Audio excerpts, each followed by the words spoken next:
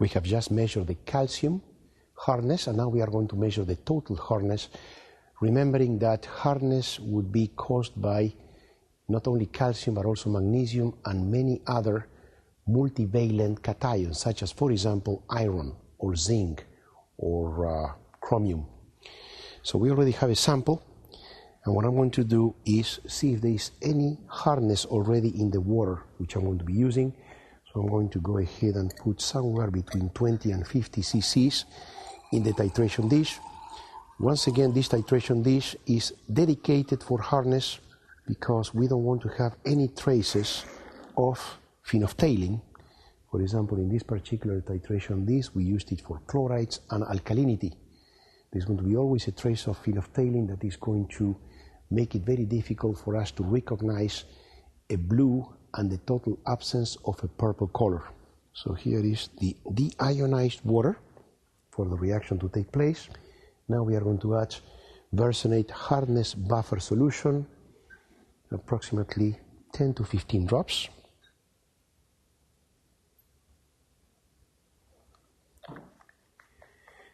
And now the indicator. It's also in liquid form.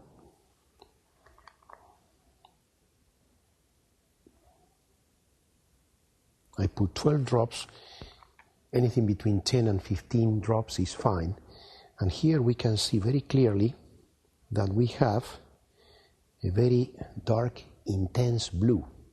This clearly indicates the absence of calcium, which means that my deionized water is of a very good quality, and I don't have to worry about scavenging and eliminating the calcium to zero the solution, so I can distinguish very well the calcium that I'm going to be having in the filtrate.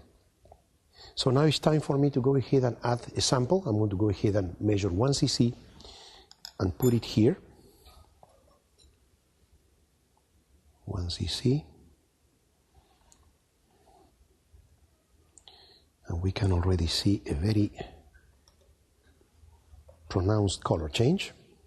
You can see that this solution is losing its blue and getting some other color which looks kind of brownish with a touch of orange. But anyway, we do not have a pure blue. It's time for me to titrate to measure the amount of cations that are giving off all this hardness. And I'm going to use, again, versenate hardness titrating solution. I'm going to use the intermediate concentration, which is 1 milliliter equivalent to 20 equivalents per million.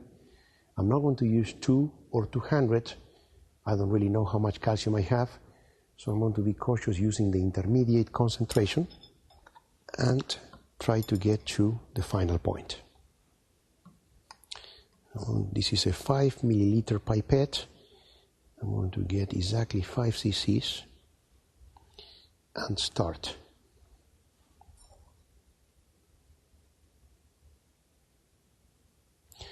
We can see the tendency for the blue color to reappear.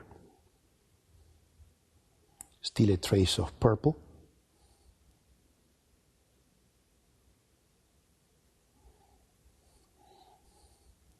Still a trace of purple, but we are very near.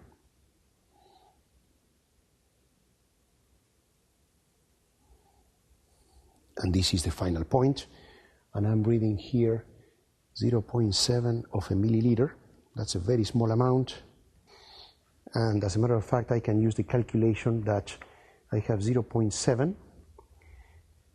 times 400, which is going to be 280, divided by the size of the sample, which was 1, so divided by 1 would be 280 milligrams per liter of total hardness expressed as calcium equivalent.